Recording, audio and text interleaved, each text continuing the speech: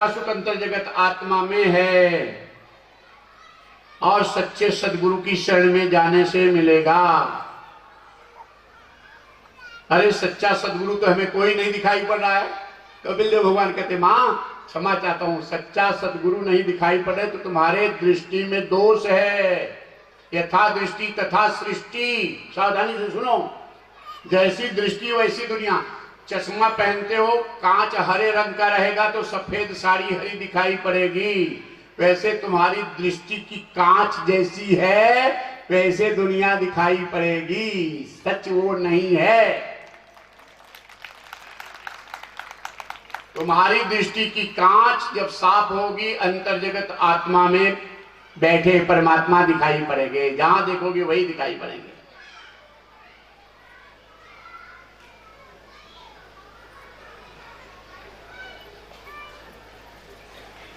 एक सुंदर युवती खड़ी, वेदांत दर्शन है, एक अति सुंदर युवती खड़ी है, उसको 6 आंखें देख रही हैं। पहली आंख देख रही इस सुंदर युवती को शुद्ध प्यार भरी दृष्टि से। इस युवती का बेटा मां के रूप में शुद्ध प्यार भरी दृष्टि से। दूसरी आंख देख रही इस युवती को शुद्ध प्यार भरी दृष्टि से, इसका पिता बेटी के रूप में। तीसरी आंख देख रही थी विकार युक्त प्यार भरी दृष्टि से, इसका पति। देख रहा था प्यार, लेकिन उसमें विकार, पिता में विकार नहीं है, बेटे में विकार नहीं, लेकिन पति में विकार है इसकी। चौथी आंख देख रही थी अतृप्त दुख भरी दृष्टि से, एक कामी पुरुष। पांचवी आंख देख रही थी लड्डू जलेबी की तरह, एक शेर की मिल जाए जिसका मांस बड़ा अच्छा है, खून पिएंगे मजा आएगा। और छठवीं आंख देख रही है इस युवती है, कहीं आंखें 6 हो गई, 6 तरह से देख रही है। एक श्रोत्रिय ब्राह्मणिष्ठ साधु संत, वाह मेरे श्याम कैसा सुंदर तुम युवती के रूप में मुस्कुरा रहे हो। इस युवती में अपने कन्हैया को देख रही है। दृष्टि यथा दृष्टि तथा। तुम लोग यहाँ बैठते हो, जब वंदना करते हैं ना, तो जब प्रेम से बोलो जय श्री कृष्ण कहते हैं, तो तुम सबको हम भगवान कृष्ण का दर्शन करके वंदन करते हैं। जैसे सबके अंदर भगवान कृष्ण ही बैठे हैं। जो आनंद आ रहा है यहाँ पे भगवान कृष्ण का ही रूप है, परमात्मा का ही रूप है। ये तो मोह माया के कारण अलग अलग रूप दिख रहा है।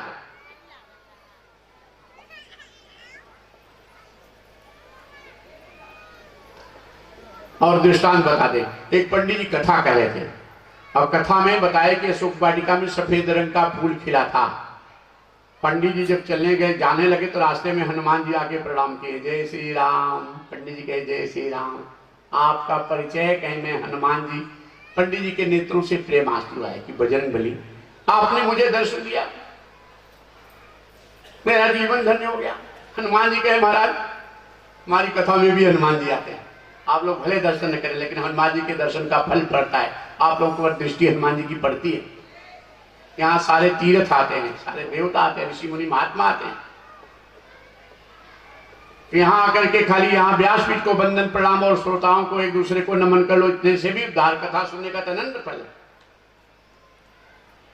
पंडित जी कहे हनुमान जी आपने दर्शन देकर मेरा जीवन धन्य कर दिया।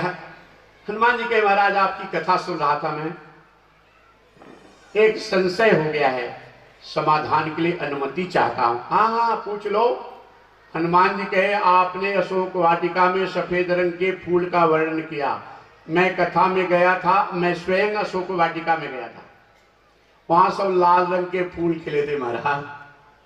व्यासपीठ पे बैठ के थोड़ी सी दक्षिणा के लिए, कथा को रोचक बनाने के लिए झूठ क्यों बोलते हो महाराज।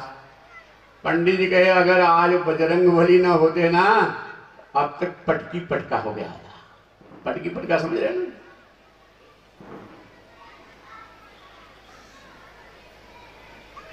पंडित जी कहे महाराज हम ब्राह्मण हैं, ब्राह्मणों की पहचान सत्य और मधुरता है, हम झूठ नहीं बोलते। अर्थात कथा कहती जो ब्राह्मण झूठ बोलने लगा, मांसाहार करने लगा, शराब पीने लगा, समझो उसको पतन के रास्ते से कोई बचा नहीं सकता। ब्राह्मणों की शान सत्य मधुरता है। हम झूठ नहीं बोलते महाराज। हनुमान जी मुस्कुराए कि तो महाराज एक तो चोरी दूसरे सीना जोरी। आप कथा में कह रहे मैं स्वयं गया था, लाल रंग के फूल खिले थे। अगर आपको बात नहीं जमती तो मां जगत जननी जगदम्बा मां सीता थी। चलो निर्णय कर लें। दोनों जन गए, हनुमान जी सारी बात बताए और कहे मां मैं आया था, देख लाल रंग के फूल खिले थे। पंडित जी कथा में कह रहे हैं अशोक वाटिका में सफेद रंग के फूल खिले थे। सच कौन बोल रहा है? मां सीता कहती है हनुमान पंडित जी भी झूठ बोल रहे हैं, तुम भी झूठ बोल रहे हो। अशोक वाटिका में न सफेद रंग का फूल था न लाल रंग का, वहां तो सब श्याम रंग का फूल खिला था।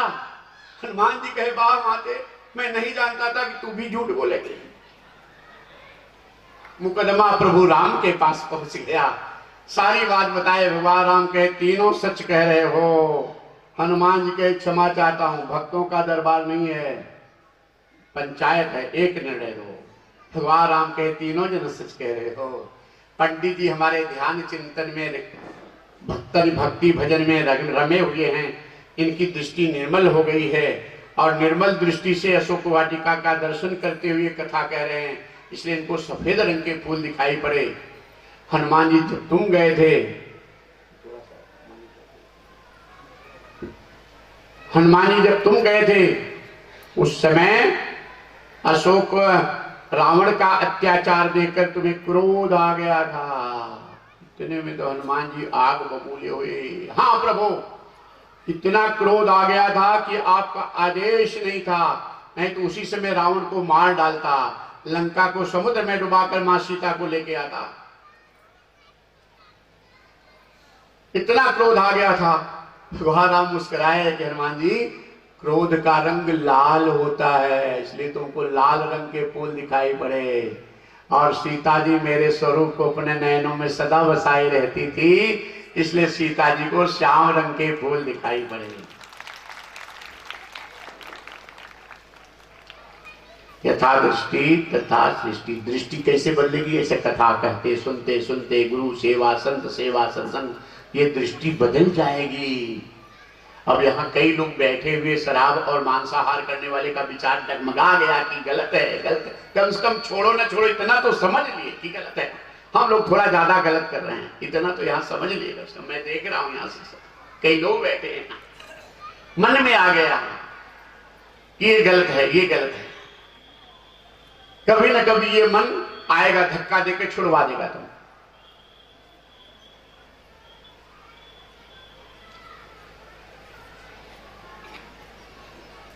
नारायण नारायण करते हुए नारद जी ब्रह्मा जी के पास गए। ब्रह्मा जी तो नहीं मिले, ब्रह्मा ने स्वागत की, देवर्षि आओ। बहुत दिन के बाद आए। नारद कहते माते कहाँ थे? नारद के माते में तो अनुसुईया माता के आश्रम में था। अरे नारद, अनुसुईया कौन है? आप पतिव्रता, ये महान पतिव्रता अनुसुईया, जिसके पतिव्रत धर्म का डंका तीनों लोक में बज रहा है। नारायण नारायण नारायण करते हुए नारद जी चले गए शंकर भगवान के पास। भोलेनाथ समाधि में। मां पार्वती पूछी नारद बहुत दिन के बाद आए, कहाँ थे? अरे माते अनुसुईया माता के आश्रम में। ये कौन है? आप पतिव्रता हैं, ये महान पतिव्रता अनुसुईया, जिसके पतिव्रत धर्म का डंका तीनों लोक में बज रहा है। नारायण नारायण। लक्ष्मी जी के पास गए। माता लक्ष्मी प्रसाद दी लड्डू, वो लड्डू खाते मुंह बिगाड़ दिए। माता लक्ष्मी पूछी क्या बात है? कहीं उतना मजा नहीं आ रहा है। कहीं कितना मजा? कहीं जितना मजा अनुसुईया माता के आश्रम के प्रसाद वाले लड्डू में आता है। अरे अनुसुईया कौन है? आप पतिव्रता हैं, ये महान पतिव्रता अनुसुईया, जिसके पतिव्रत धर्म का डंका तीनों लोक में बज रहा है। नारायण नारायण नारायण करते नारद जी चले गए। तीनों माताएं बेचैन, हमसे बड़ी पतिव्रता कौन? ब्रह्माणी ब्रह्मा जी से, मां पार्वती शंकर भगवान से, मां लक्ष्मी भगवान विष्णु से वरदान मांगी। तीनों देवता नारायण साधु के वेश में चित्रकूट में अनसुईया धाम में आ गए, अनसुईया माता के पास। नारायण नारायण माते भिक्षाम देहि, साधु आए हैं भोजन की इच्छा से। अनसुईया माता निकली तो नेत्र से प्रेमाश्रु रोम रोम खड़े हो गए। साधु के दर्शन करके जब नेत्रों में प्रेमाश्रु आ जाए, मन खुश हो जाए, भगवान का भजन करते हुए सदगुरु के दर्शन में मन में भाव आ जाए, नेत्र में प्रेम के आंसू छलक जाएं, तो जीवन धन्य हो जाता है। और तब होता है जब श्रद्धा होगी। आज श्रद्धा अनसुईया माता की ऐसी है कि नेत्र के आंसू बार बार पहुंच रही है और वंदन कर रही कि महाराज आप जैसे महात्मा को भोजन की कहाँ कमी है। आप भोजन के लिए नहीं आए हैं, आज मेरी गृहस्थी को सफल बनाने के लिए आए हैं। आप मेरी भक्ति को सफल बनाने के लिए आए। आइए आपको भोजन कराऊंगी। संत गुरु घर में आ जाए, भोजन भोग का है अवसर मिल जाए तो जीवन धन्य हो जाता है। लेकिन अब ये कथा बंद कर देता हूं, नहीं कहता हूं डर के मारे। चेला लोग जब सुनते हैं तो सब अपने अपने घर ले जावा चाहते हैं, एक एक बार नहीं, दो चच्चर बार। वैसे गुरु एक बार तो सतगुरु अवश्य घर में जाना चाहिए, एक बार नहीं तो जहां रहे वहां जाकर के वंदन पूजन कर लो। गुरु जी को जैसी सुविधा हो वैसा करना चाहिए, दबाव नहीं डालना चाहिए। जैसा सुविधा उतना प्रेम हो, भावुकता में भक्ति मत हो, विवेक को मत हो। भावुक बनो लेकिन विवेक नहीं। प्रेम से बोलो जय श्री कृष्ण, प्रेम से बोलो और मस्ती में बोलो।